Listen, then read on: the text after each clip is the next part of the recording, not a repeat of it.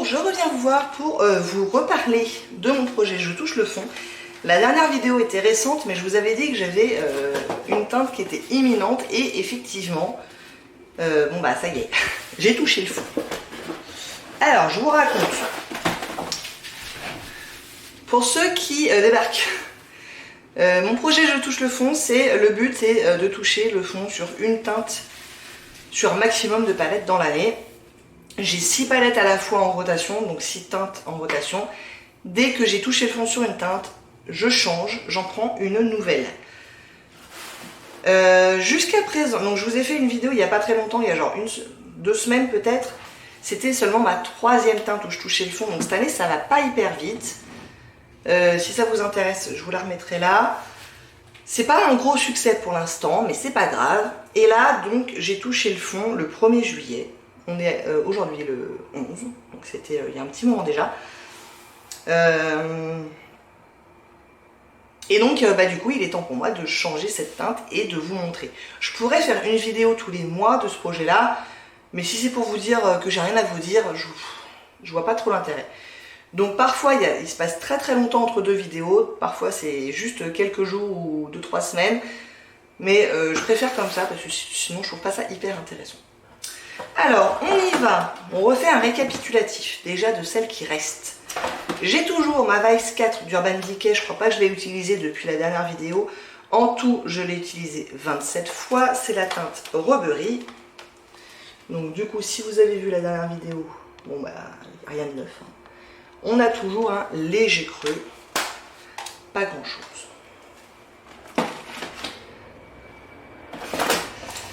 La Nars Dual Intensité, c'est la 2e teinte de la palette, peut-être bien qu'elle s'appelle Himalaya. Celle-là, je l'ai utilisée quand même 2-3 fois depuis la dernière vidéo. En tout, j'en suis maintenant à 20 utilisations tout pile.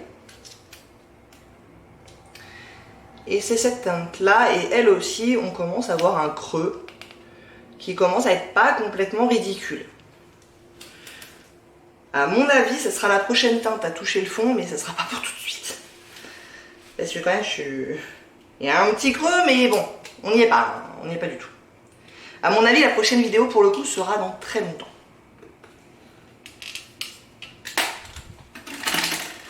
Ensuite, j'ai la Zoeva Coco Blend avec la teinte Subtle Blend.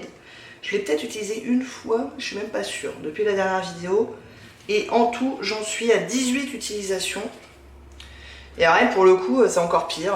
C'est à peine on voit le début d'un creux, mais c'est vraiment très très très léger. Donc celle-là va être très compliquée. On croirait pas, il y a quand même 18 utilisations là-dessus où je les mets sur toute la paupière. Mais ces teintes-là, je ne savais pas que les Zoeva étaient compliquées, mais c'est compliqué.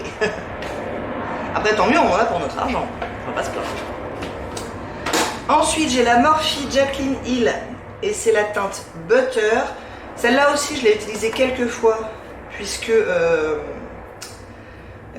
la dernière teinte où j'ai touché le fond, c'était un marron mat et je l'ai remplacé par un autre marron, mais pas pour la même utilisation. Enfin bref, du coup, je n'ai plus que cette teinte-là pour utiliser dans le creux de paupière. C'est cette teinte-ci. Et donc, je l'ai utilisée, je crois, faudrait facile 3-4 fois quand même depuis la dernière fois. Et en tout, j'en suis à 10, 22, 26, 27, 28 utilisations. Et là, c'est pareil, il y a un petit creux, mais il y a encore du chemin. Hein. Et 28 utilisations, quoi. Ça, c'est pareil, c'est pas pour tout de suite non plus, hein, clairement. Et j'ai ma petite Lorac Oh là là Vanilla avec la teinte que j'ai introduite la dernière fois et que j'ai utilisée pour l'instant 9 fois. Donc oui, c'est pas mal. En fait, il y a quelqu'un qui m'a suggéré dans les commentaires de la dernière vidéo de l'utiliser dans les sourcils et je me suis dit bah oui en fait, évidemment. Je crois que j'avais déjà pensé, puis l'idée m'était sortie de la tête. Mais en fait, oui, c'est comme ça que je m'en sers. Puisque donc la dernière fois, j'avais touché le fond sur celle-ci. et que je l'ai remplacée par celle-là qui est quand même nettement plus foncée. Donc pour faire une teinte de creux de paupière, c'est un peu trop foncé. Du coup, je l'utilise dans les sourcils. Et écoutez, c'est pas mal. Je l'ai aujourd'hui. Donc moi, j'utilise sur la première moitié du sourcil. Et dans la queue, là, j'utilise un crayon qui marque un petit peu plus parce que j'ai quasiment plus de poils, en fait, toute cette partie-là. Donc là, ça irait pas trop.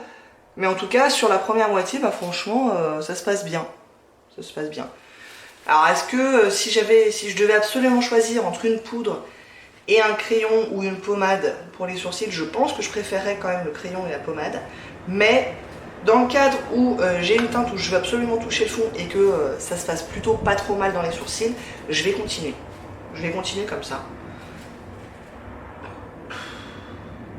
Surtout qu'en plus, comme j'utilise un crayon à sourcil, c'est-à-dire un crayon très précis, assez dense, et que je fais attention à l'utiliser tout le temps au même endroit, ça devrait prendre pas trop longtemps, je pense, puisque là en 9 utilisations on voit quand même déjà, enfin on voit nettement la trace du pinceau quoi, et je commence déjà à le creuser. Donc bon, après ça sera un truc vraiment très artificiel, dans le sens où vraiment je fais très attention à utiliser tout le temps exactement au même endroit pour aller dans le creux, dans le creux, dans le creux. Donc voilà, évidemment si je l'utilisais au hasard ça mettrait beaucoup plus longtemps, mais on va essayer d'être le plus efficace possible sur ce truc là. Et bon bah, je sais pas ce que vous en pensez, mais moi je trouve que ça passe bien. J'avais peur qu'il soit un petit peu chaud, mais en fait non, ça va. Ça va. Je suis contente. Donc merci à toi, celle qui m'a fait cette suggestion, parce que c'était une très bonne idée.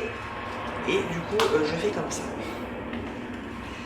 Et il ne reste plus donc que la teinte où j'ai touché le fond, et elle fait partie de la palette Marc Jacobs The Dreamer. Et c'était mon beige, puisque j'ai en permanence dans ce projet un beige plus ou moins mat à mettre sous le sourcil. Donc pour illuminer un peu le dessous du sourcil, et aussi que je baisse un petit peu jusqu'au creux pour faciliter l'estompage. Donc là ça y est, il y a le pan, hein, je pense que vous le voyez bien. Ça m'a pris 34 utilisations, ce qui est pas extrêmement peu mais pas non plus délirant, ça me convient bien, 34 utilisations. Et c'est donc mon 4e pan pour l'année 2022. Donc je vous disais, au 1er juillet, on pourrait espérer 8 pans dans l'année, mais je suis même pas sûre quoi. On verra bien. Sachant que l'année dernière j'ai eu 11 pannes, donc j'y serai pas, aux 11 clairement. Mais c'est pas grave, je suis bien contente d'avancer quand même. Elle était pas trop mal cette teinte là, elle était plutôt bien pigmentée. Et donc je vous disais, je veux en permanence un beige dans ce projet, donc j'ai remplacé le beige mat par un autre beige. Et il fait partie d'une palette de chez Sleek, c'est la Au Naturel 601. C'est la teinte qui s'appelle Nougat. Et c'est donc cette espèce de blanc beige là, qui est mat, ce me semble. Mais alors, qui n'est pas du tout pigmenté. Mais alors genre, pas du tout. Vous voyez? Donc pour illuminer le dessous de l'œil, enfin le dessous du sourcil, on va repasser. Clairement, j'y retourne, j'y retourne, j'y retourne. Et j'ai pas grand chose. Mais bon, déjà je me suis dit, cette petite palette là, je m'en sers pas beaucoup, c'est un petit peu dommage. Il n'y a pas beaucoup de grammage, donc a priori, ça devrait être relativement facile. Et en plus, comme c'est pas du tout pigmenté, faut que j'y aille. Vous voyez, j'y vais assez franchement avec mon pinceau. Ce qui me fait dire que peut-être je vais pas passer 15 ans dessus. Et je vais peut-être toucher le fond relativement rapidement. Donc là, j'ai déjà utilisé 4 fois depuis que l'autre a eu le pan. Et on commence déjà à avoir un très léger creux. Donc je me dis qu'il y a moyen de moyenner avec celle-là. Donc ça a été une décision stratégique, on va dire.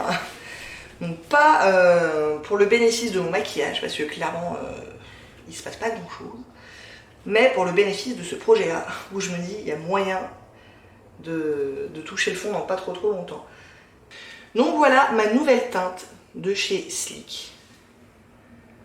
Côté on verra bien. Alors si je devais parier sur la prochaine teinte où je vais toucher le fond, Déjà, c'est pas pour tout de suite, on va pas se mentir. Mais je pense que ce sera soit la Slick, soit la Lorac. Donc les deux dernières que j'ai mis en rotation.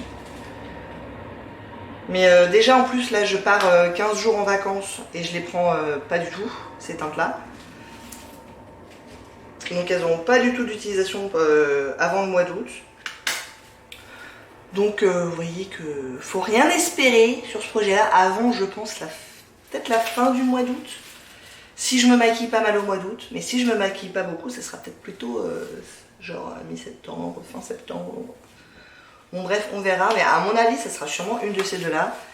Et les autres, je pense que je m'y remettrai plus sérieusement, peut-être plutôt à la rentrée. Celle-là, j'aimerais bien l'avancer un petit peu quand même. Mais d'un autre côté, celle-là, elle est plus proche du pan, donc est-ce que je vais me concentrer sur celle-là? Mais celle-là, ça fait genre 3 ans qu'elle est dans mon placard en permanence. Parce qu'elle est dans ce projet depuis une éternité. Voilà, je sais pas. Donc voilà, au 1er juillet, on en était à 4 pannes. Voyons où le reste de l'année va nous amener. J'espère que ça vous a plu. Si oui, n'hésitez pas à commenter, à liker et à vous abonner. Et je vous dis à très bientôt. Au revoir.